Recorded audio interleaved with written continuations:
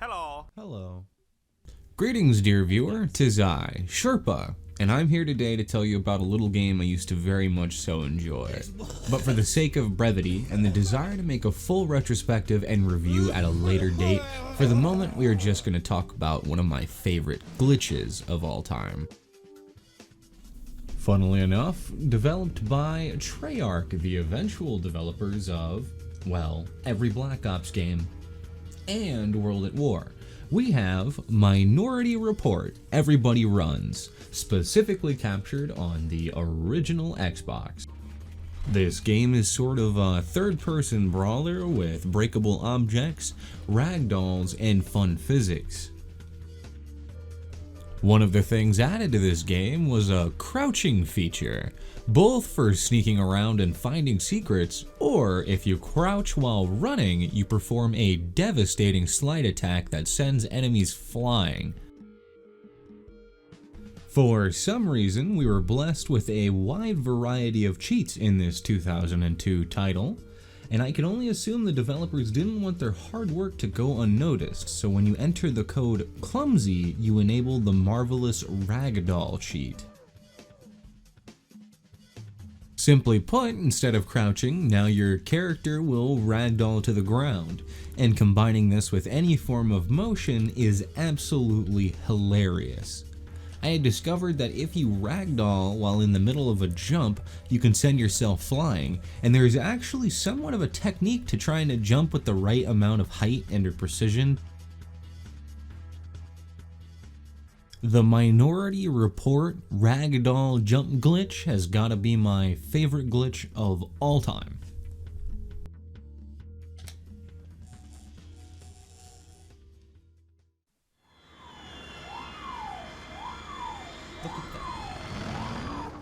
Alright people, we've got a red ball situation here.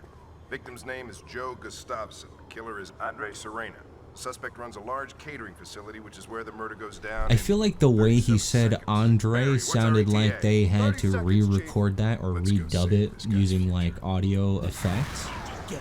It leads to the charm of this game. It's just so goofy and also takes itself so seriously. I think that combined with the ragdoll flying through the air glitch just absolutely sold it for me.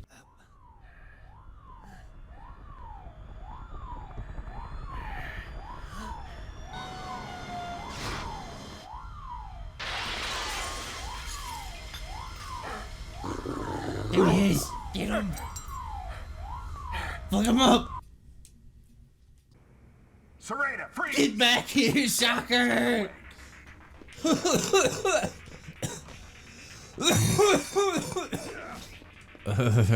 Chunky. Man, I was fucked up when I was recording this.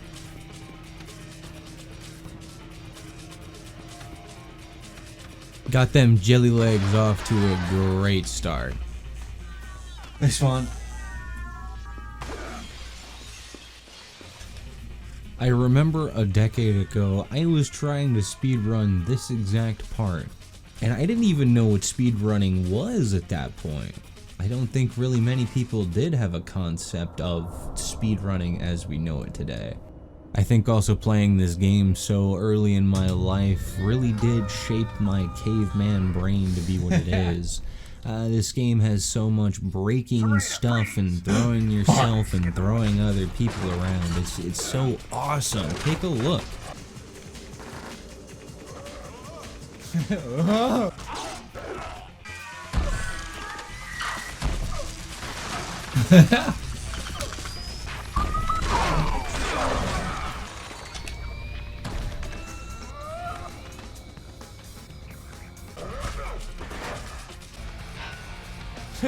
Ding. I used to fly right over this, but instead we'll just fly right through it. I didn't kill anybody. Let's jump this guy's ass real quick. It's a real shame I can't ragdoll myself to his death.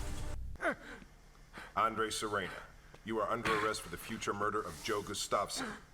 Barry, give the man his hat.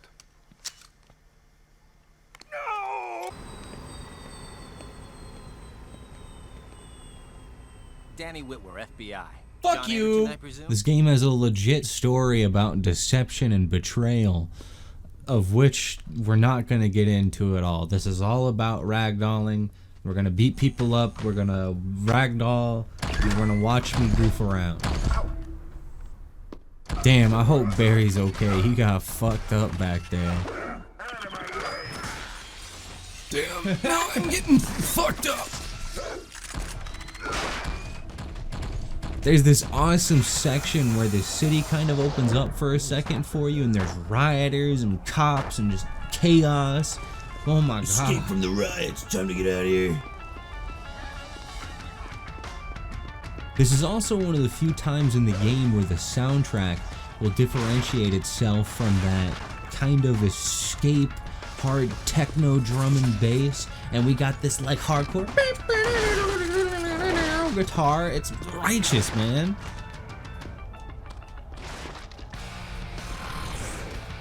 Man, I really feel bad for whoever's shop this is we're totally dumpstering. I swear there used to be an open window either here or on the rafters next to this somewhere up there, but that might just be on the GameCube version, or it could possibly be on a different level. I didn't look too hard, as I plan on playing the entirety of this game in a future segment, like I had previously stated.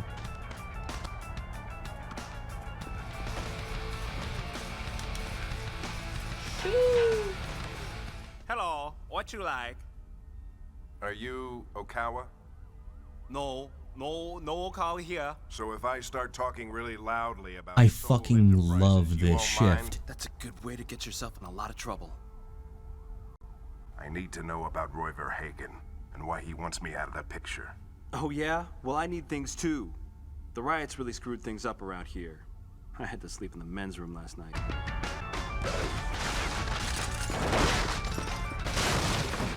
Listen, I've got a PC full of personal files sitting in my apartment and I can't get back to it. Probably been looted by now.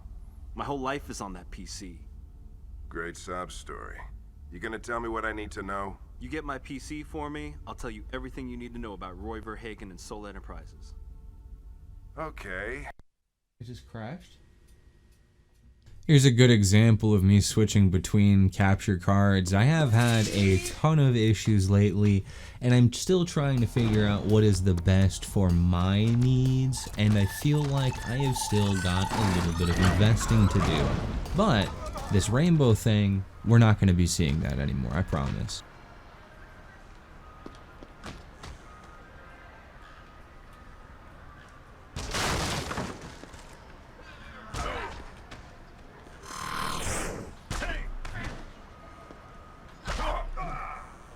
Oh, he just spun my ass?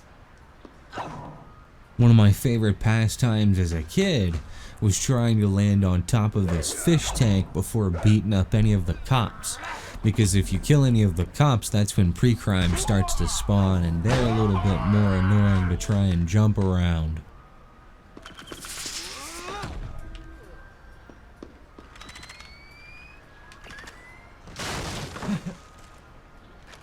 Those blue orbs hurtling through the air are from Pre-Crime's concussion rifle, and those bad boys can knock my ass clean off the fish tank, which is exactly why I shouldn't have murked that mall cop.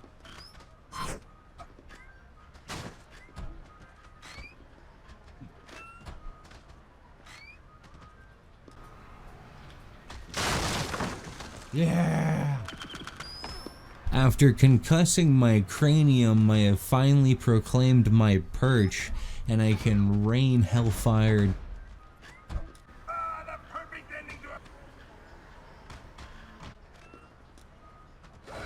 I think one of the perfect signs of the times of this game is it has a really cool jetpack, but it's only in 2 levels, and it has a ton of training behind it in like the training thing that's not even a part of the campaign.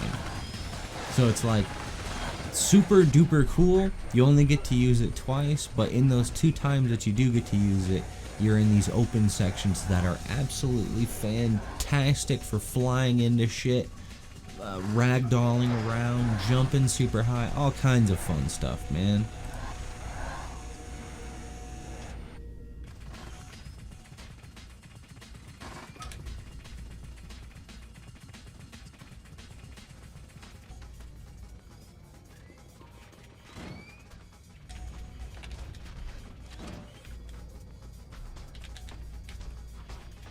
This game is actually pretty neat. It's a decent little brawler, fairly simplistic with only about, I think, 6 or 7 weapons. However, the weapons are all very effective. You're mainly supposed to rely on your melee combat. This game was very, very fun for the time, and it's very tough to believe that it was just a movie tie-in title. This game came with about 40 levels, almost all of them have cutscenes, all of them have secrets. This shit is jam-packed with value for it, and this is just a little sample, it's just a taste. I am so excited. In the near future I'm going to invest in the RetroTink V5, which is super duper expensive, but this game renders at 240i, 240 interlaced, which is shit for the Elgato HD60S, which is the higher quality capture card. So once I get the RetroTink paired up with the higher quality capture card, we're gonna fix that interlace problem, we're gonna have maximum quality, and we're gonna make a full-on retrospective, all 40 levels. I'm gonna talk about all of them, I'm gonna talk about the characters, talk about the weapons, we're gonna have a great time. But for now, I just wanted to show off like my favorite glitch. Didn't really talk about it too much, but I'm happy to have just kind of made this video. This was a little tough to even get working on in the first place because I have that fear that, oh, if I don't have this, if I don't have that, it's not going to be good enough. And it's like, you know what? I'm just going to make something to make something. And eventually we're going to hit that threshold where I am happy and I am able to make something that is exceptional and it has great length to it. Oh yeah, that's what I want to hear. Thank you for watching. This is Sherpa, and I hope you have enjoyed my favorite glitch.